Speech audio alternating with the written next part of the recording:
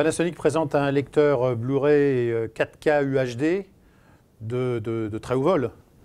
Tout à fait. Donc voici le tout nouveau lecteur Ultra HD de Panasonic, le DMP UB9000, qui va être le fer de lance des lecteurs Ultra HD de Panasonic, mais aussi du marché. On a un produit qui est extrêmement haut de gamme, à la fois d'un point de vue vidéo, mais également d'un point de vue son, puisque c'est une véritable platine à la fois home cinéma et hi-fi.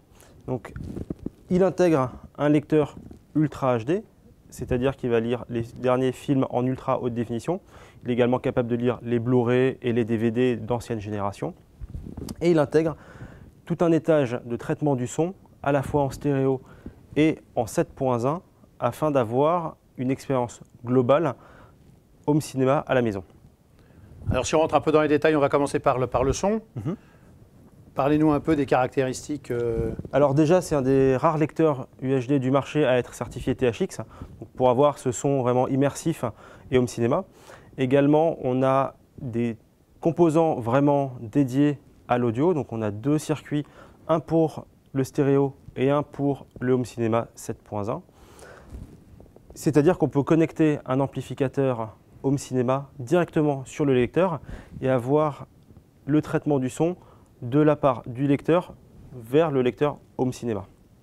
Que ce soit en numérique ou en analogique, puisqu'on intègre à la fois une HDMI qui sort le son numériquement, mais également les borniers analogiques. Donc on va pouvoir connecter en analogique un ampli sur des canaux 7.1, donc 7 canaux audio plus un caisson de basse.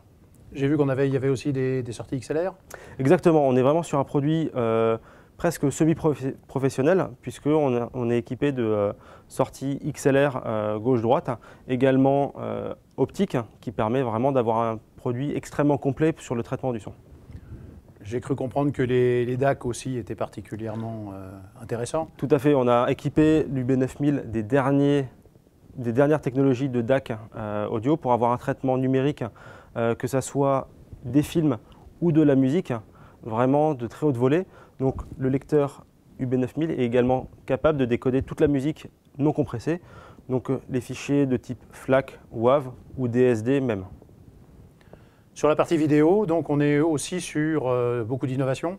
Exactement, on est sur une platine qui va être certifiée à la fois HDR10+ et Dolby Vision, c'est-à-dire qu'on pourra connecter n'importe quel écran du marché sur ce lecteur sans se poser la question de la technologie utilisée. De même, lors de l'achat des films UHD, le consommateur n'aura pas besoin de se poser la question quel est le traitement vidéo sur le film, il aura toujours la meilleure qualité d'image. Alors on a vu qu'il y avait un certain nombre de spécificités justement dans l'accord nécessaire entre cette partie du lecteur et le téléviseur qui a été choisi.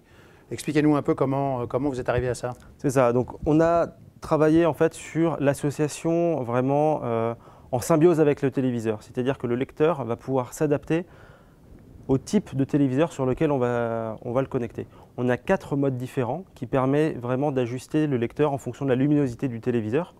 Donc que ce soit pour un téléviseur OLED, mais également sur des téléviseurs LED qui auront une luminosité beaucoup moins importante que l'OLED. Le lecteur va s'adapter et adapter donc sa luminosité pour avoir un traitement toujours optimal.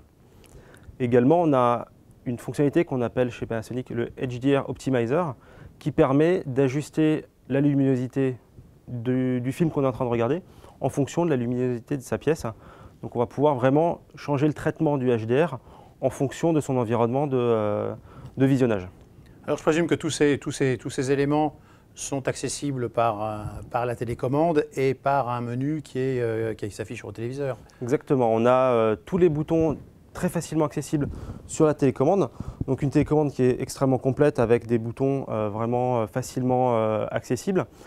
C'est un lecteur qui est très haut de gamme, donc on a des menus qui sont très étoffés. On peut vraiment aller très loin dans la personnalisation et l'adaptation de son lecteur pour avoir vraiment la meilleure image possible en fonction de son installation et de son environnement. On va peut-être voir quelques éléments d'affichage des menus, sous-menus. Montrez-nous un peu comment ça fonctionne. Avec grand plaisir, vous allez voir, c'est extrêmement simple. Donc, sur le menu d'accueil, avec le bouton Home, donc c'est ce menu-là, on va pouvoir choisir l'adaptation de son téléviseur avec le lecteur. Donc il suffit d'aller dans le menu Configuration, Réglage lecteur, d'aller sélectionner HDMI et Réglages avancés. Ici, vous aurez tous les réglages vidéo du lecteur et notamment le choix du type de téléviseur HDR qui va permettre d'adapter le lecteur en fonction de la luminosité du téléviseur. On a le choix entre OLED qui correspond à un niveau de 2000 nits, LCD à luminance très élevée qui correspond à un niveau de 1500 nits, LCD à luminance moyenne élevée 1000 nits et enfin pour les écrans à faible luminosité et les projecteurs, vous avez ces derniers items.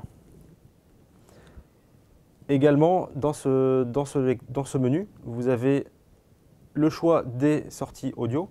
Donc ici, on est en réglage HDMI, mais on peut également aller chercher dans le menu audio des réglages qui vont correspondre soit aux sorties audio numériques, soit aux sorties audio analogiques.